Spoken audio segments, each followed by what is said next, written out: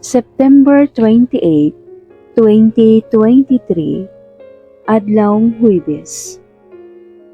Ang unang pagbasa. Ang sinugdanan sa basahon ni Propeta Hageo. Sa ikadawang tuig sa paghari ni Dario sa Persya, sa unang adlaw, sa ikaunom na bulan, nakigsulti ang Ginoo, pinaagi kang Propeta Hageo, ngadto sa gobernador sa Huda, nga si Zorobabel, ang anak ni Salatiel, ug ngadto sa Pangulong Pari, nga si Josue, anak ni Hosidik. Nag-ingon ang Ginoo, nga labing gamhanan, ngadto kang Hageo.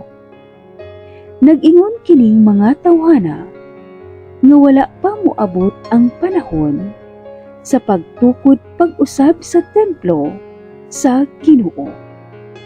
Unya ang Ginoo miingon pinaagi kang Propeta Hageo, angay ba kamo nga magpuyo sa anindot nga mga balay, samtang guba gihapon ang akong templo?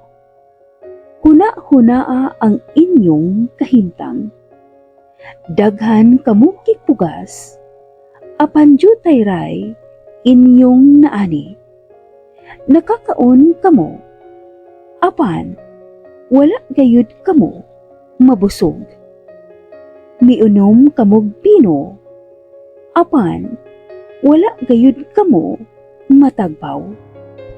May bisti kamo, apan gitugnaw gihapon. Ug kadtong may suhol nga madawat, sa marang nagsulot niini sa alkansiya nga buslot. Wala ba kamo nakakita nganong nahitabo kini? Tungas kamo sa kabungturan ug pagkuha kamo kahoy nga itukod sa akong templo aron akong malipay ug ipakita ko kaninyo ang akong himaya. Ang pulong sa Ginoo. Salamat sa Diyos. Salmo Responsorio. Ang Ginoo nalipay sa iyang lungsod. Awiti ang Ginoo o usa ka bag-ong awit sa pagdaig, diha sa katilingban sa mga nagtuo kaniya. Papalipaya ang Israel diha sa iyang magpubuhat.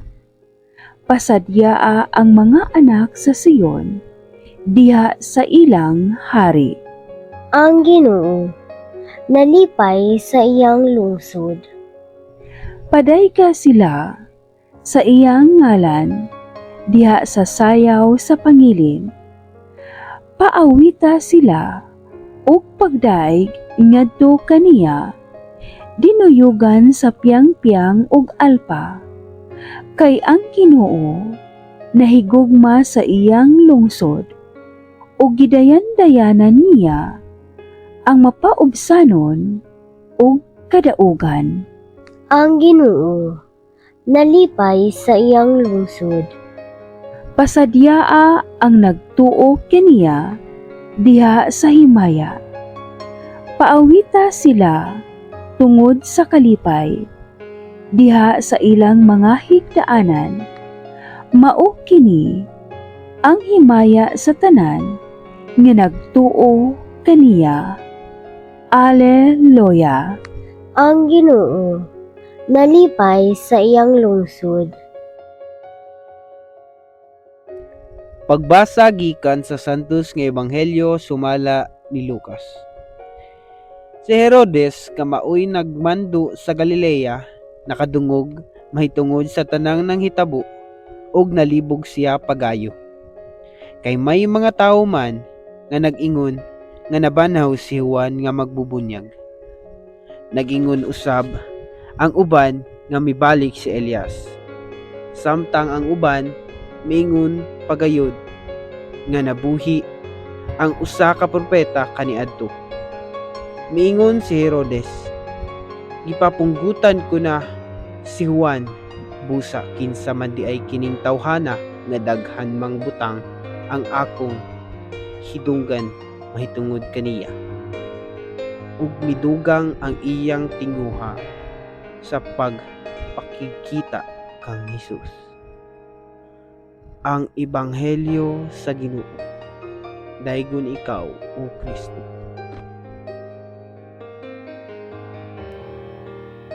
Mga pag-ampo sa katawan.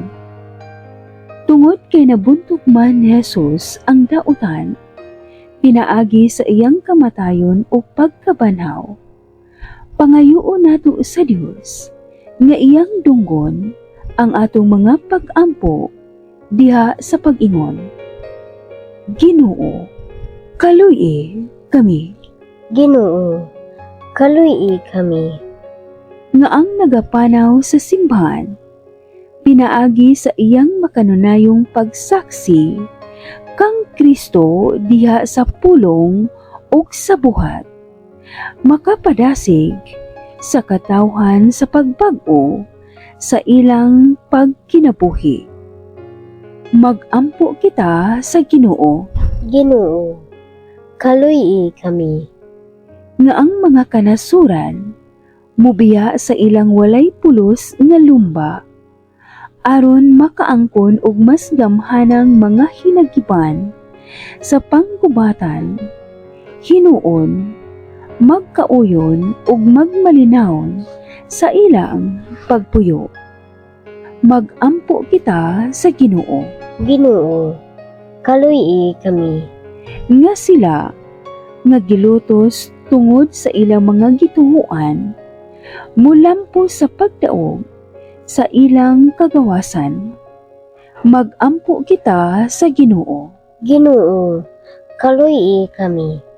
nga ang mga masakiton ug mga baldado makadawat sa kahupayan sa gugmang Diosnon gikan sa mga nag-atiman kanila. Mag-ampo kita sa Ginoo Ginoo, kaluy kami. nga imo untang isipon nga takos ug mapuslanon alang kanamo nga ang halangdong Theopilo kamumot mabayaw na ngadto sa altar sa mga santos. Mag-ampo kita sa Ginoo Ginoo, kaluy kami. nga ang mga nangamatay mahimong luwas gikan sa mga kasamok niining kalibutana ug makatagamtam sa kalinawng walay katapusan. Mag-ampo kita sa Ginoo Ginoo, kaluy kami. Dios among Amahan, dungga ang among mga pag-ampo pinaagi sa gahom ni Hesukristo among Ginoo. Amen.